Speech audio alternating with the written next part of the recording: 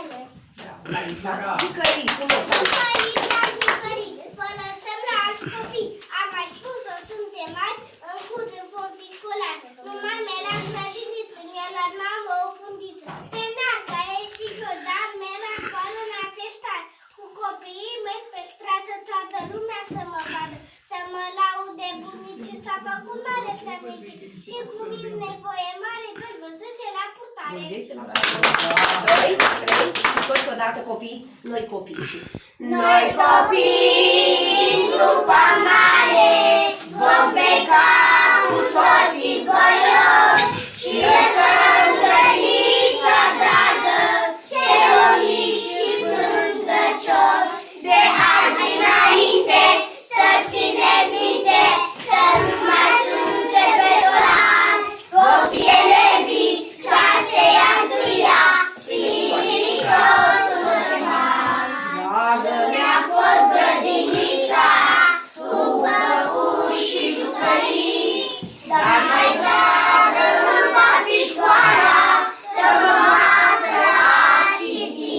De azi înainte să țineți minte că nu mai suntem preșcolari, vom fi elevii clasei a întâia, așa să fie copii. Leo, bună dimineața, soare! Bună dimineața, soare! Ia privește-mă un pic. Nu-i așa că eu sunt mare? Am crescut, nu mai sunt mic. Mama pâine altă coace. Nu, mami, nu te dau Hristos. Da, așa. Cristina, nu, Liana, când aveam 3 anișori, frumos. Hai, Liana. Când aveam 3 anișori, mi-a pus mama în ușor și mi-a întreabă fetița asta când la grădiniță. Mureream la început, pite bucuri am trecut. Și acum plecăm la școală, s-a destimat fetală. Tinere când ne jucam și nici bine nu aveam. Dar iată ziua a sosit când noi pe școală am pornit. Așa, bravo. Noi recunoaștem